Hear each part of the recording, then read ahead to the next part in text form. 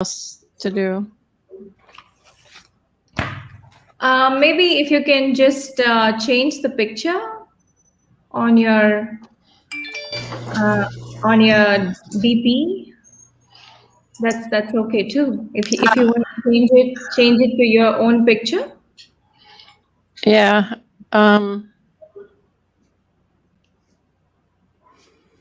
Okay. I'm Oh sorry. yeah. I'm so nervous. I don't know how to do this right now. It's like not. I think I have to go to my Google account and change it. Is that right? Yes.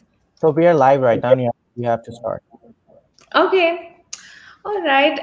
It's a very good afternoon to most of you here, and a very good evening to the Indians, Kanika and myself. A very happy Earth Day, and welcome to another panel discussion with Animal Save Movement. I welcome you all, and a very happy Earth Day again. And I'm just going to start with a quote from Mahatma Gandhi. So he said, "A good man is a friend of all living beings." So I want to start with this good note, and then I'll go with a little thought, that just cropped up. I'm talking about my mother. My mother, who is suffering, she's 4.5 billion years old, and she's none other than our Mother Earth, and she's the one who is nurturing, sustaining, and protecting us. This is a very important topic, and I thank all of you who are present here, because we know how serious it is, and we all are working day and night to protect her, because she is our mother, and she is actually nurturing and sustaining us. So let's start then. I'll start off with introductions, and we'll start with Dr. Sailesh Rao. Dr. Sailesh Rao, I'm a very big fan of you, and I've been following you for quite some time now. It actually gives me immense pleasure to again meet you, and it's such a wonderful thing to do that again and again. So this is our second panel discussion, and I'm so happy to moderate. Dr. Sailesh Rao has over 3 decades of professional experience and is the founder and executive director of Climate Healers, a non-profit organization dedicated towards healing the Earth's climate. A systems specialist with a PhD in electrical engineering from the Stanford University, Dr. Rao worked on the Internet communications infrastructure for 20 years after graduation. Dr. Rao is the author of 2 books, Carbon Dharma and The Occupation of Butterflies and Carbon Yoga, The Vegan Metamorphosis and The Vegan Metamorphosis. And he is also an executive producer of 4 documentaries, The Human Experiment from 2013, Cowspiracy, The Sustainability Secret 2014, What the Health 2017, and A Prayer for Compassion 2019. A very warm welcome to you, Dr. Sailesh. Thanks so much for coming here. I know you have so many panel discussions, and thanks a lot for giving us this time. Thanks again. Thank you. You're welcome. And we have, is Roxy there or she left? Okay. Stephanie is not there, so I'm going to introduce Sophia. So Sophia is our Youth Climate Save organizer. She's 17 years old and a junior in high school. She has been a vegan for 3 years now and is dedicated in advocating to the world about love, compassion, and that we treat all life on this planet with respect. She has always had a passion for helping the earth and making sure it can be a healthy home to all the earthlings that live with us and for the future. And we have with us Kannika. So welcome, Sophia. Thanks so much for joining in. And it gives me a pleasure. I know Kannika Shivapal is a 16-year-old climate influencer studying in the 11th grade at National Academy for Learning, Bangalore, India. She is also a wildlife activist and a creator of Project Civet, a project which aims to raise awareness about the coexistence and conservation of wildlife through the management of man-animal conflict. Kanika presented her project Civet of the United States HQ in the IMLB Youth Summit, which was attended by UN delegates, global leaders, country ambassadors. Kanika also successfully participated in the summer 2020 of Stanford Environmental Water Studies program. Wow, a student prodigy and a great animal lover. Welcome to you, Kanika. Thanks so much for coming in. Thank you for having me. Okay, so we have Stephanie here. Hi, Stephanie, how are you doing? Can you please turn on your camera? Okay, so I'll go ahead and introduce Stephanie. Stephanie is a Climate Save Movement Global Campaigner.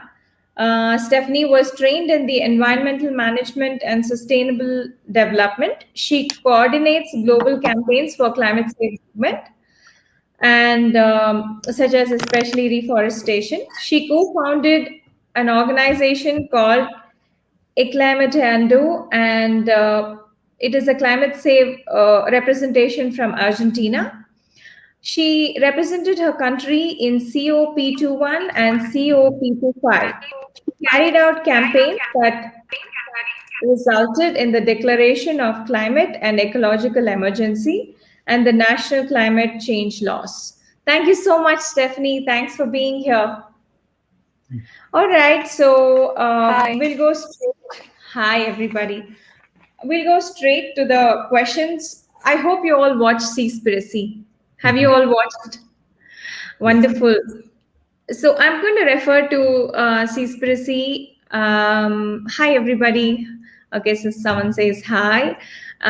Because I think, like I was referring to our Mother Earth and the destruction that is happening, let's start with the oceans, because almost 80% of the earth is covered by the water bodies and more. So I would like to ask this question for Dr. Sailesh Rao. I want to also refer to the most crucial aspect of our destruction is starting with the plastics, because many countries like America have single-use plastics which are just thrown. But maybe not even that, it's actually more than that, because how much plastic do we use is really not just the straws, but 640,000 tons of nets, lines, pots, and traps used in commercial fishing are dumped into the sea every year. And the same weight, and this is as much as 55,000 double-decker buses of loads of plastic that are dumped in the oceans and seas. And this point has been highlighted by Seaspiracy, and it's really shocking. So, Dr. Sailesh Rao, I would like to ask you a question, because people now finally are getting concerned that they're actually not eating fish but plastic. So, how do we deal with this, and how do we save our planet from plastic? Well, the number one thing we need to do is to stop eating fish, because the plastic in the ocean, half of it is coming from fishing nets or discarded fishing nets. And if you look at the way we get food from the ocean, I mean, the animals that we catch and kill, they constitute just 3% of the food we eat worldwide. So just to get 3% of our food, we are destroying the entire ocean. It doesn't make any sense, because 85% of the food we eat is already plant-based. And that's coming from just 6% of the land area of the planet. So then for 12%, which is coming from animal foods, land animal foods, we are using up 43% of the land area of the planet. So I thought that was horrible. Then when I saw Seaspiracy, I realized that just for 3%, we are destroying the entire ocean. So I mean, the insanity is just an order of magnitude worse in the ocean than what we're doing on land. And because it's out of mind, out of sight, right? It's people don't see it. Since people don't see it, people are just corporations are just using it to make money. So just the subsidies for corporations in the ocean, we pay more in subsidies than it would cost for us to eliminate world hunger. So this is just our choices, right? So we are making a choice that we'd rather destroy the ocean for 3% of our food than feed people who are hungry, and 10 million of them are dying of hunger-related causes every year. So it's a choice we're making. Wow. So we're just destroying the planet for 3% of food is, I mean this is a big reason to worry.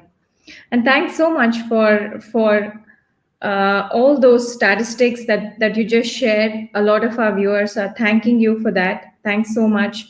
I would like to also add another question along with this is one more thing that is actually for animal activists like us. I also worry about what's happening to the fish. They're eating the plastic fibers, the microfibers, plus they're also consuming the heavy metals like mercury, cadmium, lead, and also arsenic. Can you also give your insights about this, and how do we as activists or influencers, the climate leaders over here, how do we work, educate people, and also as much as possible promote these statistics so people get to know what's exactly happening? Like you said, out of sight, out of mind, but then this is a real big reason to worry. They don't understand that the biomagnification is happening and it's going to get into their bodies. Yeah, and we also need to worry about the health of the fish itself, right? If they're constantly ingesting heavy metals and plastic, they're not going to be healthy. They're not going to have healthy children. And so, and if the ocean dies, we are going to die. So there is no question that we have to keep the ocean thriving for us to thrive on this planet. So this is why I say we need to be very conscious about our consumption, minimize our consumption as much as possible, because right now, every act of consumption is destroying the planet, because our corporations have jiggered the laws so that they can do whatever they want, when they cannot get caught, right? So we have created a system like that. If you can get away with it, you can do it. So when people passed the Clean Water Act and the Clean Air Act in the US, corporations just packed up and moved to other countries and did the same thing over there. We saw what happened with Union Carbide and what they did in India. So they couldn't do it in New York because New York had US had passed the Clean Water Law.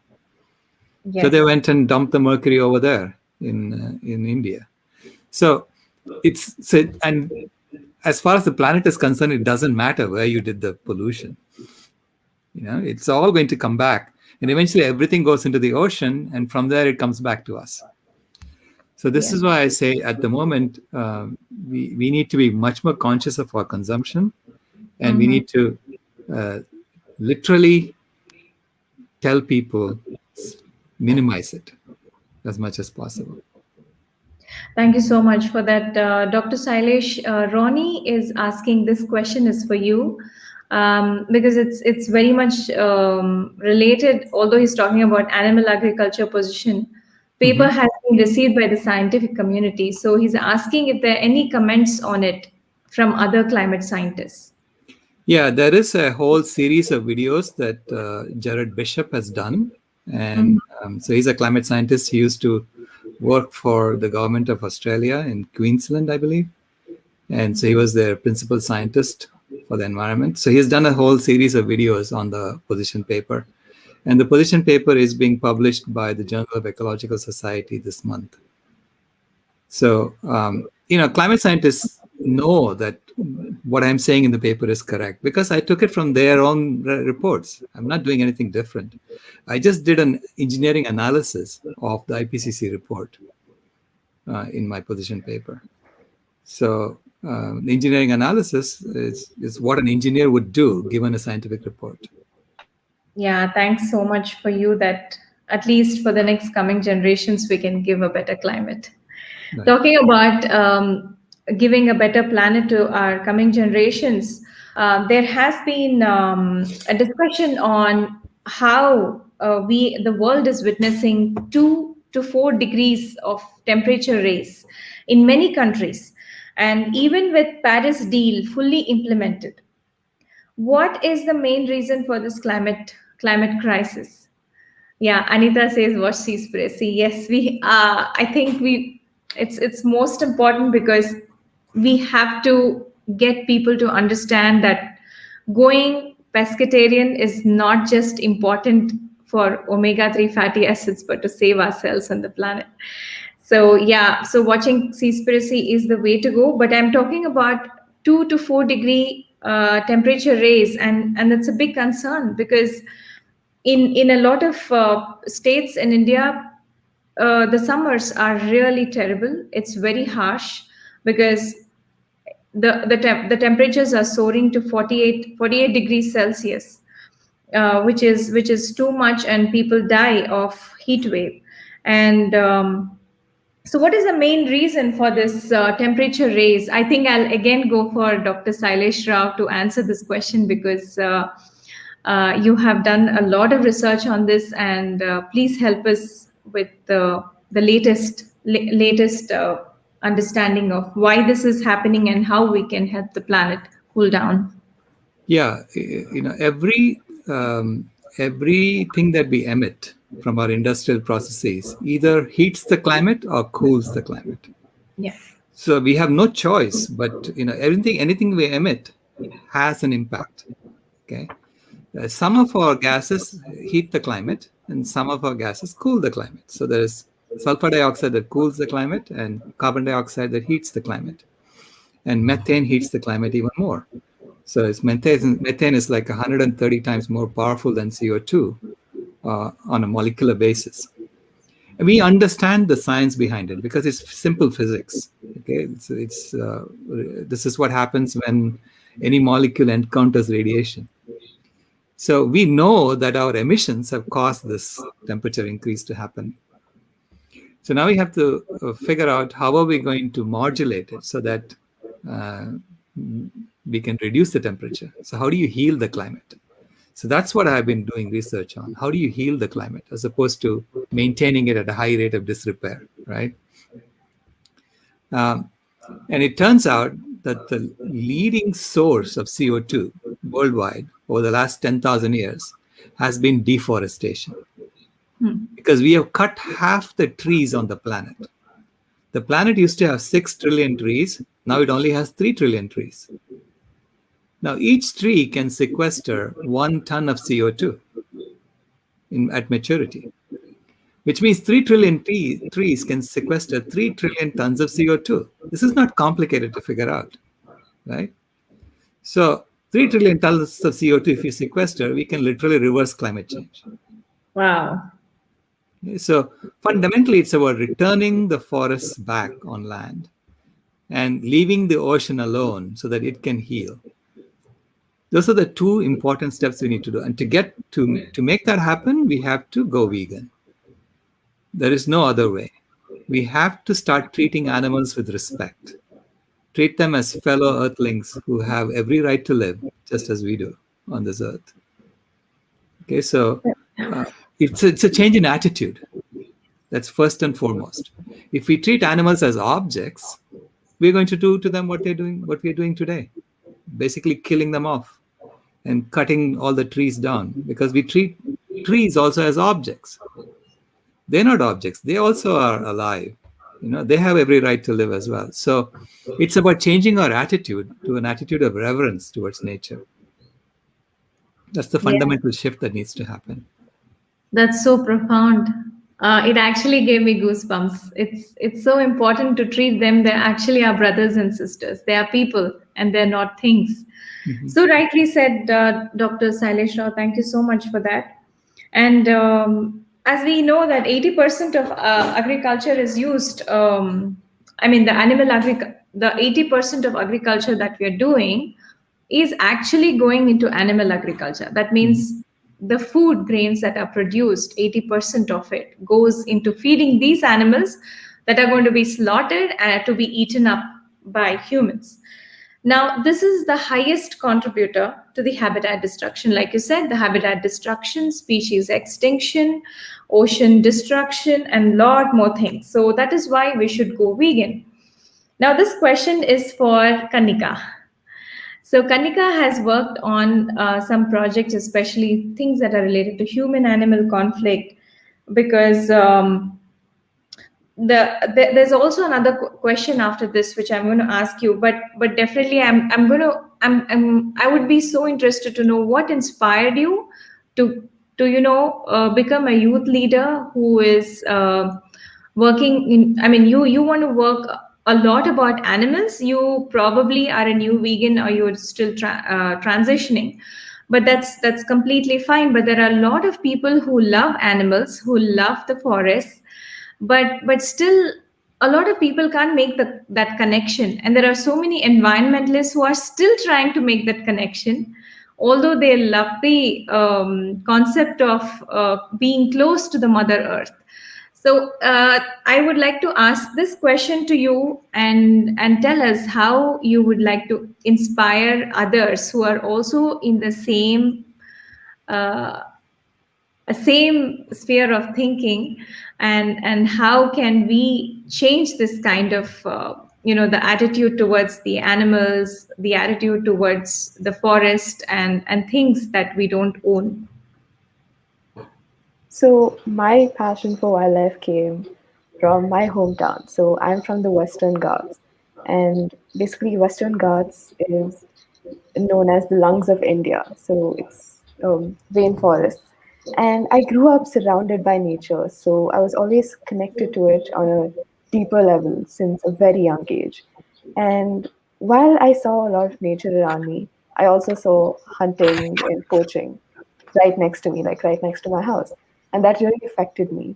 And that really stuck with me as a childhood memory. And as I grew older and I got the opportunity to create an impact or create a project that can create an impact, it was this very awakening question that my mentor asked me. They asked me what called for me and what disturbed me. And what called for me was nature, and what disturbed me was how the animals were being treated by humans. So that's how I knew I had to do something about it. And to answer your question on how we can inspire people is just spending time with nature, and also the youth, because the youth is our future, and it's our generation that will be taking on Earth. And I think raising awareness to young minds and at grassroots is the key step to bringing about a global change. And also, it's just the connections that we make, and the awareness plays a key role. Because without watching Seaspiracy, I would have never known that uh, the plastic straws that are single-use plastic straws that are being such like uh, pinpointed by major organizations count up to only 0.08% of the uh, you can say ocean plastic, and the main focus is the fishing nets. So I would have never known those facts and statistics if it weren't for these documentaries or campaigns that are going on. So we need to get together to raise awareness, spread awareness to as many people as possible, to youths, to elders, to government officials, and just hope for the better future and start implementing and definitely go vegan. Oh yes, thank you so much. So we'll try and get as many people to get vegan, go vegan. All right. So I had a question for Roxy, but she isn't here. So I'm going to ask this question. This is for you, Sophia, because I think Stephanie is again not here. So we spoke about how human behavior towards, the eating animals, throwing plastic, and we have been a witness to this. We have been observing how irresponsible our generations have been, and this has happened for the last 200 to 300 years, not even 300 years, just 200 years. Like I said, earth lived for 4.5 billion years. It's just this 200 years of destruction that we have seen. So what do you think, as an activist, do you suggest, to other activists, and what proactive steps that an activist should take, to get people to bear witness? So my best advice to fellow activists on promoting a better vegan lifestyle is promoting the knowledge and the compassionate side towards what is happening to these animals. My best advice to promote the overall concept of animals are sentient beings is, whenever you get a chance, whether it's a pet or a farm animal, just an animal that is around you, look into their eyes and realize that there is a life inside, a life that is worthy of love, for showing love for their family, showing love to fellow earthlings, and also just putting your hand on your heart, feeling a heartbeat, then putting your hand on their heart, feeling a heartbeat. We are all the same. We are all interconnected. We are all one big circle that, we're interconnected. And as well as this, my best advice to activists is to promote knowledge on why it's so important to take care of the health of our earth, such as, I know that the main reason that the Amazon rainforest is being destroyed is due to cattle farming. And this is detrimental to the Earth's lungs. The Amazon rainforest is known as the Earth's lungs. And it is so important in the world we live in today to overall just eliminate, or at least significantly reduce, your intake of animal products for the sake of their lives, the environment, our health, and world hunger. So well said. Thank you so much for your insights. So Stephanie is back. You've been in and out, Stephanie. I'm sorry. I've been, getting some questions for you, and then okay. So the next question is for you before we lose you again. So this question is again about climate justice.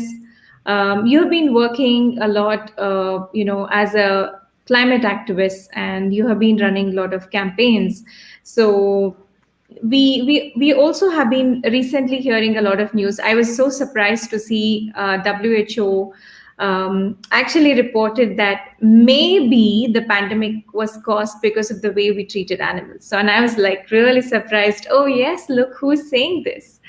And so there has been some reportings on the animal agriculture by the environmental climate justice groups and also the labor organizations. So Stephanie, tell us, how do we take this forward to other activists and other people who are actually trying to know the truth behind a lot of these things, especially the pandemic we are going through in India? It's a second wave, and it's actually going out of proportion in India and also the other countries. So tell us, how can the environmental climate groups help them?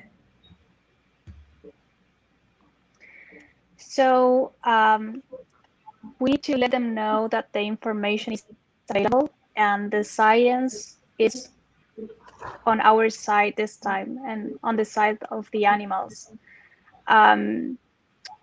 So many reports are now showing that it's totally unsustainable to have an animal-based diet, and that with a plant-based diet we can create such a huge impact in terms of emissions, in terms of the land we use, the amount of water that we use. So there's no nutritional reason to keep on consuming animals, and that's why we need to realize that if there's no nutritional base for that, and we are causing like forest destruction, water depletion, ocean depletion because of this, it's not so hard to realize that we really need to move forward to a plant-based diet. We need to do it in an individual way and also in a systemic way with public policies, with the companies doing this transition. And this is what we do when we are in the streets, when we approach people. Like, there are lots of environmental issues that are really important, and this one is also a big issue. Like 80% of the land that we use right now is used for animal agriculture, and if we don't use that land to feed animals and to grow animals, we can even have more food available for everyone else. So it's not only an environmental issue, it's not only an ethical issue with the animals that we are harming and that we are killing, but it's also a social issue that becomes by feeding more people. So yeah. Sorry, I'm so sorry. I have been watching some very adorable movies like The Charlotte's Web. So, have anyone watched it? Mhm. Yeah. Yeah, it's such a beautiful movie. Pigs are so adorable and very intelligent.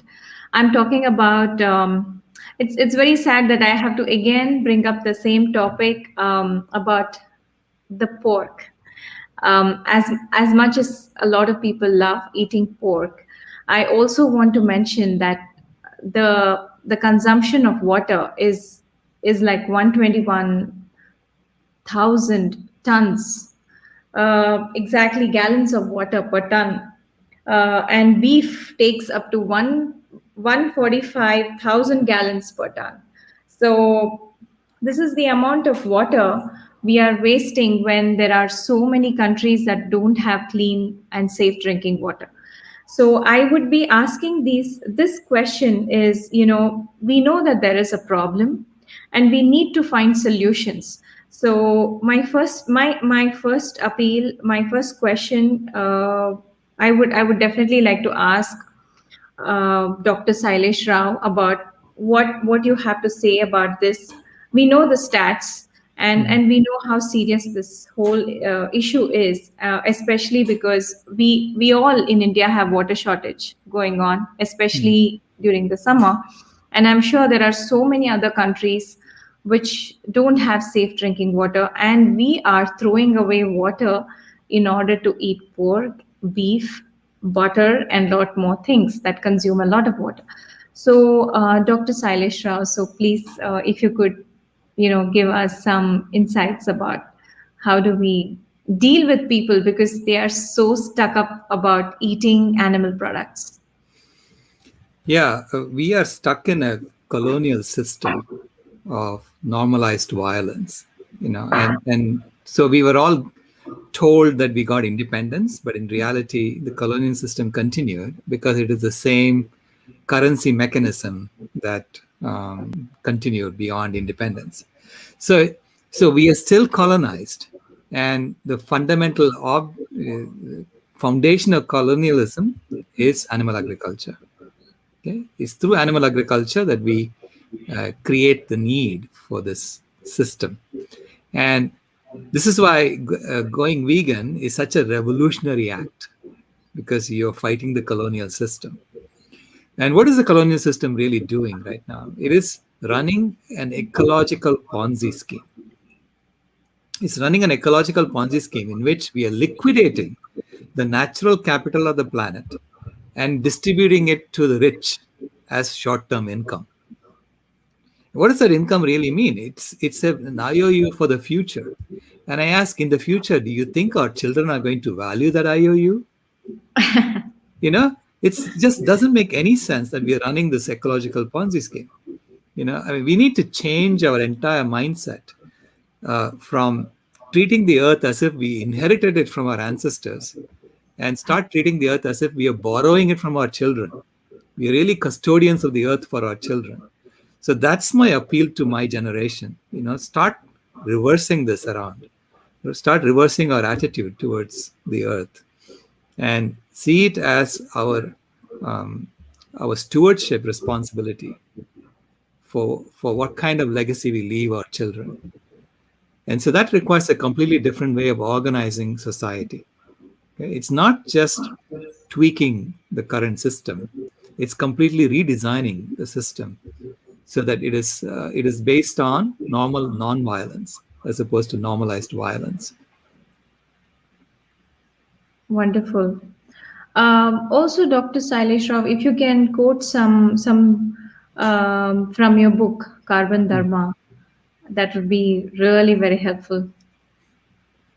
I don't have, I mean, I say that life fundamentally drives the process. So even though we think that we are in charge, no, we are not in charge. We should tell the story that life is always in charge and that we are going to transform from the caterpillar to the butterfly. Because we have reached that stage at the end of the caterpillar. We can no longer grow anymore on this planet. We know that. So when a caterpillar knows it can no longer grow, it gets into a chrysalis and it thinks about what it has done. And that's exactly what COVID-19 has made us do. So COVID-19 to me is the beginning of the chrysalis phase of humanity. Because it's Mother Nature sending us to a room to think about what we have done and how are we going to behave when we get out. Are we going to behave in exactly the same way or are we going to change our behavior? Right? And so that's what we've been asked to think about. And I think this is the chrysalis phase for humanity, which means now we have to design the system for the butterfly. That's the time we have been given. Wow, this again gave me goosebumps. That is so true. We are all in the chrysalis stage now, and a lot of time for introspection and self-realization. And finally, we are suffering because the planet is suffering. When you see people in the wards with pneumonia and cytokine storm, that actually reminds me the amount of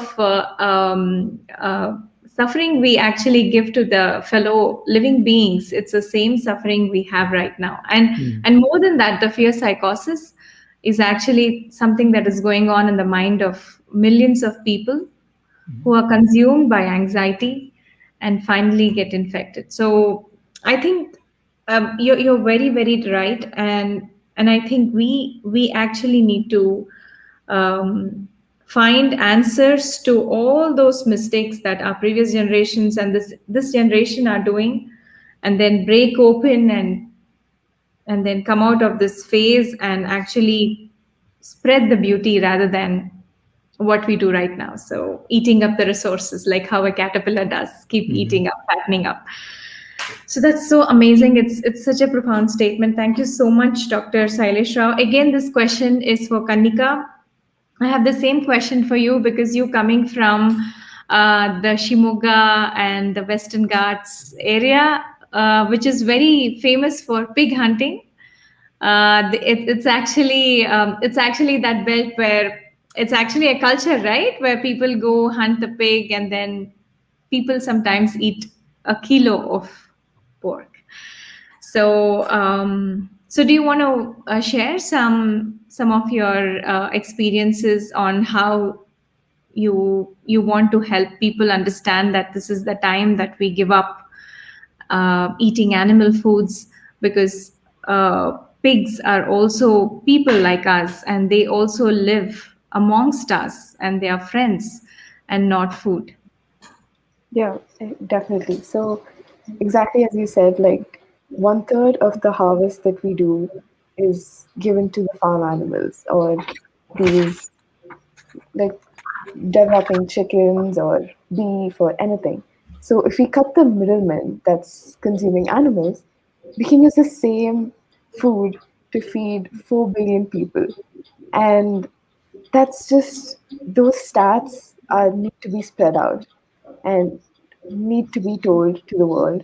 And I think it's more of the fact that people are looking at, okay, we have pork right next to us, like we live in the forest because I came from the Western Ghats, but they fail to realize the environmental impact that it's having and what an irreversible effect it's having on the entire food chain, the food web, and the biosphere as a whole.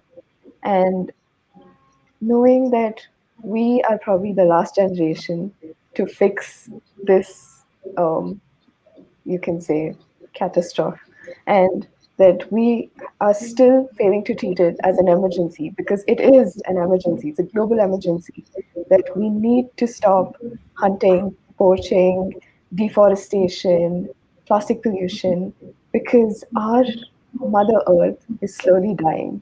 And we need to do anything and everything possible to protect it, because we have one planet and it's our home and our mother. So, yeah, we should definitely look into that as a global emergency, because the time is ticking and we don't have much time left. Yeah. So they also say that by 2048 there won't be any marine life, Yeah. in the ocean. So that's really alarming. It's not very far away. So I have one last question, and this was for Roxanne. She's not here, but I'm going to ask this. This question goes to Dr. Sailesh Rao again. It's about capturing methane gas from the pig factory. So they have this technology where they can capture the methane gas, and then they actually want to use it to create electricity. So things like this are happening because they find ways to tell us that it's okay, because we have so many byproducts, and these byproducts we will use it for human consumption, or maybe increase the productivity. So what do you think, Dr. Silesh Rao? See, these are all band-aids that they're trying to put on a cancer. And, what Kannika just said, if you look at the numbers, the statistics, World Wildlife Fund has been doing this survey of over 3,500 vertebrate species since 1970. And they said that between 1970 and 2010, we wiped out 52% of all the wild vertebrates on the planet. And then by 2012, it became 58%. And by 2016, it became 68%. And 2016 is when Trump took office, right? Trump and Bolsonaro came after that. So in the 5 years since 2016, do you think we have been killing animals at a faster pace or a slower pace? If we've been killing animals at the same pace, then we have wiped out 80% of the wild animals by now. So this is not a question of trapping methane and fixing it. If we don't do this right, within 5 years, almost 100% of wild animals are going to be gone. So I said, don't worry about 2048. 2048 is someone saying, well, you can keep a fish alive for 40 years and pretend it's not extinct. I'm not interested in such gimmickry. Okay, I'm interested in looking at the functional extinction of the world. And if we kill enough wild animals, then they no longer will be viable as a species.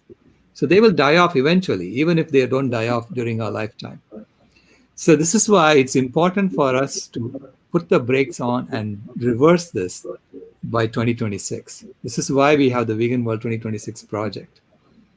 Okay, so I'm saying it is like we are driving a car at 90 miles an hour, and then we turn around a corner and we see a concrete wall in front of us 5 seconds from impact.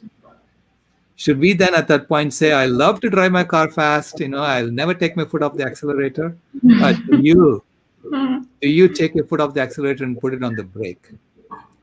That is veganism. Okay, when we take our foot off the accelerator and put it on the brake, that's like saying we are not going to eat any more animals, and instead we are going to bring back the forest. That's the brake. So fundamentally, if we don't do that, we are not being very smart as a species. Okay? It's not a very intelligent species that keeps driving the car at 90 miles an hour hitting a concrete wall. Okay? And so any member of the species that insists on putting their foot on the accelerator is not very smart at the moment, because we are not looking at the statistics and understanding what Mother Earth is telling us. She's telling us, take your foot off and put it on the other side. Very well said, Dr. Sailesh. I hope people remove the blindfold. So I think they all have an invisible blindfold on their eyes, but a visible mask on their nose and mouth. I think we should insist on removing that. Anyway, so this question is for Sophia, and I think this will be the last question, but all of you can answer this. This is about the world hunger. It's a most pressing, most serious issue that all of us are facing in a lot of developing countries and underdeveloped countries. They say it's 800 million, but I'm sure it's close to 1 billion. Some people say it's 1 billion people going hungry every day. It's a very serious topic to discuss, and there are also other countries that are facing severe nutritional deficiencies, and also countries from sub-Saharan and African countries. It's actually more than racism. Is it a nutritional racism? Kind of. Are we creating something like giving people meat and someone else something it's like a kind of racism, right? There is no justice. There's no food justice. So this is one sustainable development goal that UN had in order to give healthy, nutritious meal to everybody on the planet. So that's the topic I would like to open up for discussion. All of you all the panelists are welcome to participate in this discussion. I also invite our viewers to maybe type in some comments if you want to talk about it. Is the world hunger? Who would like to take this up? Anyone? Sophia, if you can, because I think that was for you, this question. So as Kannika was saying before, 1/3 of the harvest produced is given to these animals used for agriculture due to the high demand of their production. This 1/3 alone is enough to feed around 3 billion people, which is insane considering how many hungry people there are. And if we can simply just reduce the demand for these animals used for agriculture, we can realistically find ways to help the issue of world hunger. Realistically speaking, we can also promote sustainable agriculture, aka not animal agriculture, as well as supporting small circle farmers, equal access to land, technology, and markets. Oh, thank you so much for that. And Dr. Sailesh Rao? Yeah, we have a situation where people are malnourished everywhere. So it's a food system that's an engineering shambles. Okay, even in America, where you'd think that people have lots of food to eat, they do have lots of food to eat, but 97% of Americans are not getting enough fiber in their diet. 98% don't get enough potassium. So you look at the numbers, of nutritional deficiencies, even in the richest countries, it's huge. Why? Because we are marketing it as protein. We need to eat more protein. Americans are eating 3 times as much protein as they really need.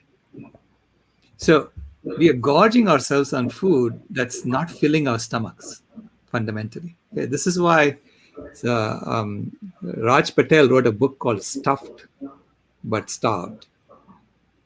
And so that's the situation we are in. Okay, but if we create a system in which everyone is given the right nutritious food, which is basically whole food plant-based diet, then we have plenty on this planet to feed everybody. Unfortunately, the current system does not allow that to happen because the current system depends on slave labor to do certain things. So to get slave labor, you have to make people hungry. So hunger is foundational to the system, the colonial system that we are in. This is why I say we are looking at a complete reorganization of human civilization. We are complete rethinking of how we deal with each other, not just each other as human beings, but also how do we deal with nature? How do we deal with animals? So it's a complete rethinking of a system of normalized violence into a system of normal non-violence. And I think it can be done. And that's why we have built all these technologies that allow us to do these things. I'm able to sit here in Phoenix, Arizona and talk to all of you from around the world. And without this technology, we couldn't get connected around the whole world and figure out what is the right way to organize ourselves. Yes, very well said. That's the only way we can realistically deal with the world hunger. Like you said, it's true that I think all of us are hungry all over, even though it's a developed country and we're eating, but not nutritionally dense, but just filling up calories, empty calories, Right. and just eating, fat diets like the keto diets, where it's just filled with macronutrients, either fat or fiber deficient protein. So yes, so all of us are suffering in one way or the other. So Kannika, do you want to say something about it? World hunger. Yeah, definitely. I think both the panelists basically summarized it. So, and I completely agree with both of them that despite being however rich your country is, there's 1 in 9 people that are undernutrition, and that just cutting the middlemen, that is the animals, and as we've presented the facts before, that instead of feeding the animals the harvest that we're doing, we can feed the people directly. Then we can feed almost 4 billion people. So that itself is a huge contributor. So cutting and stop eating meat, animal, is a key factor that we need to focus on. And yeah, raising awareness also plays a major factor. Right. Thanks so much for saying that and sharing your views. Christina says that it's actually for a lot of people, it's a pattern that just continues from their parents to the children and to their grandchildren, because they always think it's culture that this is how my grandparents ate, so that's very that's very good to eat because it's tradition and that's what the tradition said and it is right. But I think, like you said, we have got into this chrysalis stage where it's very different because there are so many facts that are not updated, and so many things. Change is the only constant, so we have to keep changing according to the changing times. And even though we have in our culture that we have to drink milk or we have to eat certain animal foods in certain, it's actually certain traditional customs that you have to do, but then it's time that we change. So Christina says, I think it's time we help people with a step-by-step guide how to become vegan. So Christina, I can tell you that there are so many organizations, including Animal Save Movement, who have these guides. And then there's also Dr. Sailesh Rao very beautifully explains how we have to, how everything is symbolism, right? Whatever is explained in our history or even our mythology is mostly symbolism. So I think that's very beautifully explained. So if possible, please check our website and also read Carbon Dharma and watch Seaspiracy, What the Health. There are so many articles in Forks Over Knives And even PCRM has a lot of articles that will help people to follow the step-by-step guide that will help you transition gradually to adopt the dietary choices of a vegan, a whole food plant-based vegan. So because that's more healthy than eating junk vegan food. And I'm just looking at the questions.